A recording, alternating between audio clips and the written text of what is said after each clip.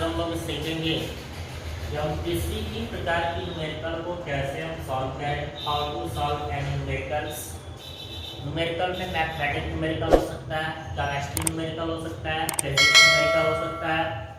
किसी भी प्रकार की न्यूमेरिकल को कैसे सॉल्व करें, सबसे बड़ी समस्या ये बन जाती है बच्चों के सामने कि न्यूमेरिकल लगाने में सबसे बड़ी दिक्कत आती है कि बेहतर तरीके से उनको इस लेवल से नहीं गुजरते हैं। ये 7 स्टेप्स 8 स्टेप होते हैं। इस लेवल से अगर कोई भी स्टूडेंट अगर गुजरता है तो उसे न्यूमेरिकल सॉल्व करना तो 100% आ ही जाएगा। न्यूमेरिकल में सॉल्व करने का कुछ टेक्निक्स होती है। कुछ बच्चे इस मॉडरेट लेवल को या इस तरीके की लेवल को फॉलो करते हैं तो उनको न्यूमेरिकल समझ में आ जाती है और वे लोग इंटरेस्ट रखते हैं न्यूमेरिकल लगाने में। और जो बच्चे इस लेवल से नहीं गुजरते हैं, ये पहले किस तरीके की क्वेश्चन को सॉल्व करना है, फिर उसके बाद किस तरीके की क्वेश्चन को सॉल्व करना है और कैसे सॉल्व करना है, इस तरह इस स्टेप से नहीं गुजरते हैं तो उन्हें न्यूमेरिकल लगाना नहीं आता है। और जब न्यूमेरिकल नहीं लगाना आता है तो उन्हें वो सब्जेक्ट बोरिंग सी लगती है। तो अगर आप चाहते हो कि इस न्यूमेरिकल को कैसे सॉल्व करें तो वीडियो को स्किप ना करते हुए लास्ट तक जरूर देखिएगा। और हो सकता है कि ये आपको 10 मिनट का टाइम जो आप दे रहे हैं इससे आपको न्यूमेरिकल लगाना मैं 100% श्योर है कि आप लोग लगाना तो सीख ही जाओगे। ठीक है, यहाँ पर देखिए स्टेप 1 पे अगर बात करें फार्मूला, है ना। स्टेप 1 पे हम बात करते हैं फार्मूला। सबसे पहले अगर हम किताब में कोई भी सवाल को पढ़ते हैं तो उस सवाल में पढ़ने से पहले आपको फार्मूला दिया जाता है। फार्मूला को डिरेक्शन भी किया जाता है, फार्मूला कहाँ से आया वो भी दिया जाता है।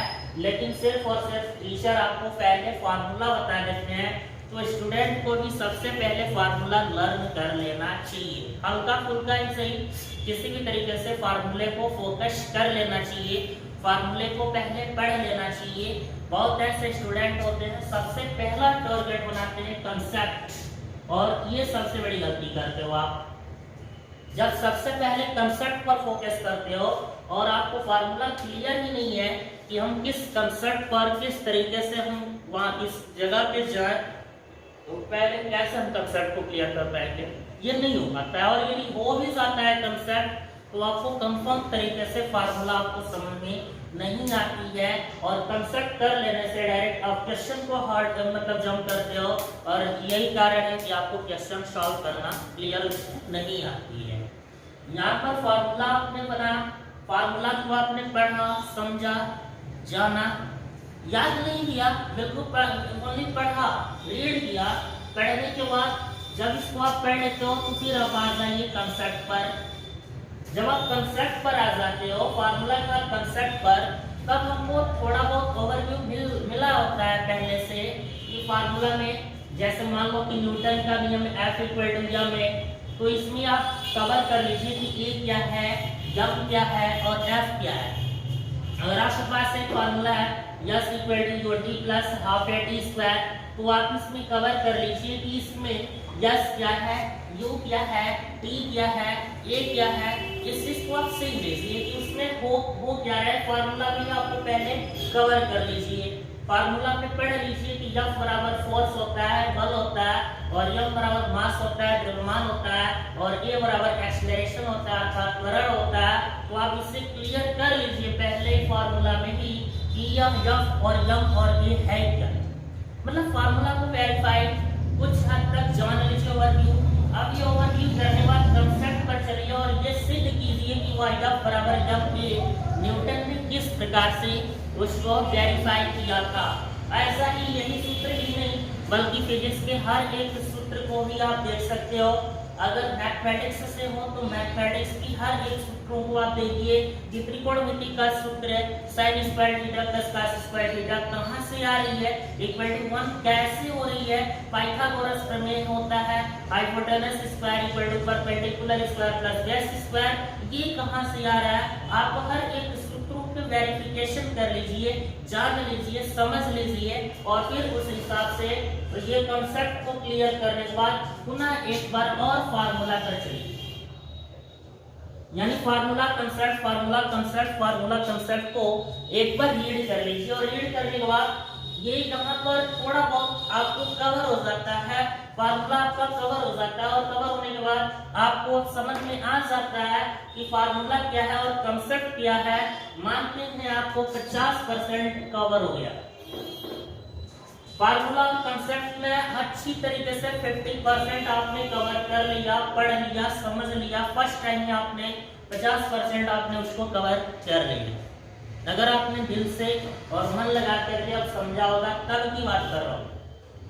उसके बाद फार्मूला और कंसेप्ट क्लियर करने के बाद इन दोनों को छोड़ करके आप सीधे चलिए आप अपनी बुक पे, और उस बुक में न्यूमेरिकल दिया रहता है और वह भी एग्जांपल में न्यूमेरिकल दिया रहता है।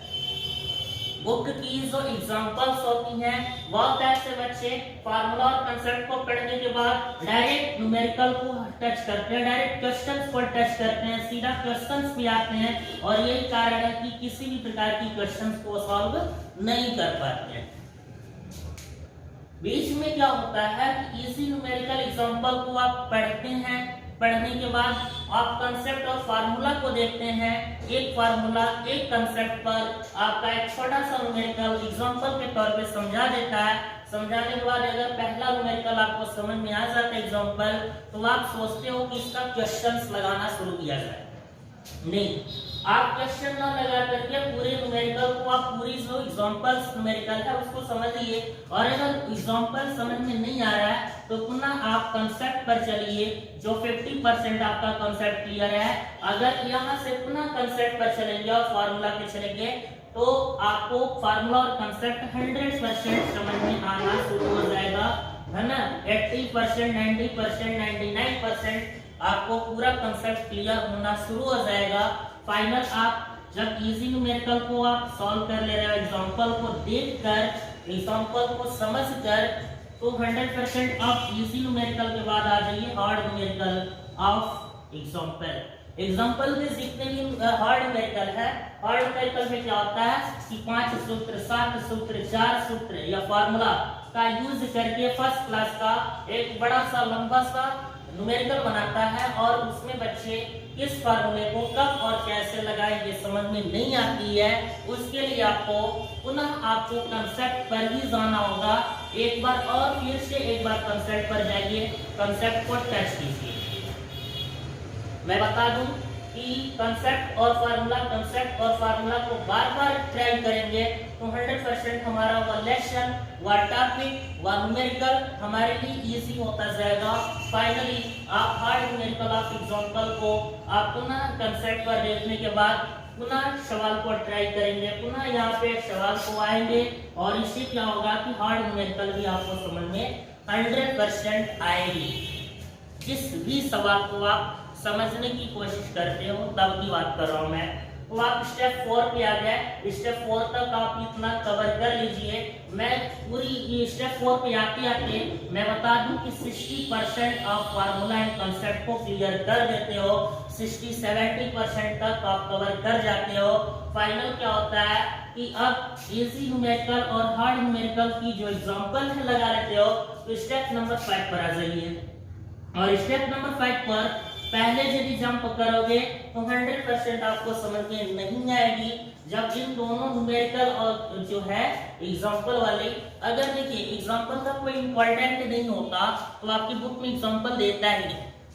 किसी भी सवाल को लगाने से पहले एग्जांपल यदि इंपॉर्टेंट नहीं होता तो 100% एग्जांपल आपकी बुक में देता ही नहीं। डायरेक्ट सूत्र लिखता हो फिर प्रश्नावली देता हो और आप लगाते नहीं लगा पाते, क्योंकि आप उससे आधारित हमको एग्जांपल समझाने की पूरी कोशिश की जाती है न्यूमेरिकल के माध्यम से, गणित के माध्यम से। ठीक है जी। यहाँ पर देखिए easy questions of the books, जो भी आपने इजी और हार्ड न्यूमेरिकल को एग्जांपल से लगाया उससे आप टच कीजिए तो इजी क्वेश्चंस तो मैं कह रहा हूँ कि 100% आएगी, समझ में आएगी। और आप क्वेश्चन लगा भी लोगे, यानी कि इजी क्वेश्चंस आपकी बुक में का जो भी होगा 4 क्वेश्चन 5 क्वेश्चन एक्सरसाइज का आप कवर कर लोगे। अगर नहीं कवर होता है, नहीं आता है, तो पुनः आप यहाँ से फिर से कंसेप्ट पर आइए, एक बार और कंसेप्ट पर आइए, मोर एंड मोर, बार बार कंसेप्ट पर आइए, अगेन टू अगेन, बार बार कंसेप्ट पर आइए, ज्यादा से ज्यादा आप कंसेप्ट पर आइए। और कंसेप्ट पर आने के बाद फार्मूला आपका कंसेप्ट एकदम क्लियर हो जाएगा, फिर आप इजी न्यूमेरिकल को आप लगा लेते हैं तो हार्ड न्यूमेरिकल पर टच कीजिए। ऐसा नहीं है कि इजी न्यूमेरिकल के बाद बीच वाला मीडियम वाले पर नहीं, हार्ड वाले पर चलिए। फाइनल हार्ड वाले पर क्या होता है कि हार्ड वाला अगर क्वेश्चन लग जाती है तो बीच का जो क्वेश्चंस होती हैं दो फार्मूले पर आधारित, 3 फार्मूले पर आधारित, आपको अच्छी तरह समझ में आती है। हार्ड वाले में क्या है, 7 फार्मूला लग जाएगी, किसी सवाल में 7 फार्मूला एक सवाल में दे देगा, 5 फार्मूला एक सवाल में दे देगा, तो हार्ड हो जाएगी, लंबा हो जाएगा सवाल। और जब लंबा सवाल हो जाएगा तो उसको लगाने में आपको प्रॉब्लम आ जाती है।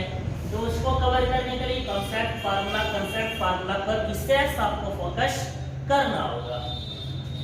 हार्ड क्वेश्चन अगर आप सॉल्व कर लेते हो तो फिर आप क्या कीजिए, मॉडरेट क्वेश्चन पर आ जाइए, मतलब मिक्स क्वेश्चन पर आ जाइए, मैथ्सलियन वाले क्वेश्चन पर आ जाइए, किसी भी प्रकार के क्वेश्चन को आप टेस्ट कीजिए बुक से। मैं एकदम 90-95% कह रहा हूँ कि आपको कंसेप्ट और फार्मूला इस आधार पर आप लगाना शुरू कर दीजिए तो 100% आपको न्यूमेरिकल सॉल्व करना आ जाएगा। ये क्लियर है कि न्यूमेरिकल सॉल्व करना बहुत ही इजी होता है, बशर्ते स्टेप्स से गुजरना पड़ता है।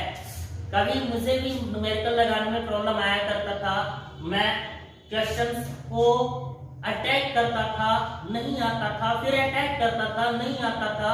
फाइनल आज के समय में किसी भी प्रकार की क्वेश्चंस, मैथ्स की क्वेश्चंस रखिए, सॉल्व करने में यूं सेकंड लगती है।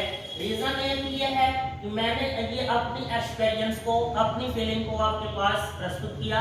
मैं किस तरीके से सवाल को कवर करता हूँ, कैसे लगाता हूँ, इससे हम अपने आप को वेरीफाई किया इस वीडियो में। मुझे उम्मीद है कि आपको ये चीज समझ में आई होगी। निश्चित रूप से मॉडरेट क्वेश्चंस को आपने सॉल्व कर लिया तो 100% किसी भी लोगों से आप क्वेश्चन टू क्वेश्चन, एक बुक से दूसरी बुक से तीसरी बुक से आप क्वेश्चन को ढूंढिए और फिर मॉडरेट क्वेश्चन को लगाइए। 100% उस सवाल को, क्वेश्चंस को लगाने की एक्सपीरियंस होगी, धीरे धीरे प्रैक्टिस होगा। फाइनल क्या होगा कि आप एक अच्छे मैथ्स के टीचर्स, अच्छे आप एक न्यूमेरिकल लगाने वाले टीचर्स बन जाओगे, बच्चों को पढ़ाने लगोगे अगर स्टेप बाय स्टेप आप इस न्यूमेरिकल को फॉलो अप करें, इस स्टेप को फॉलो अप करें तो 100% आपको सवाल लगाना आएगा। ठीक है, मिशन सक्सेस होता है। That's all, thank you.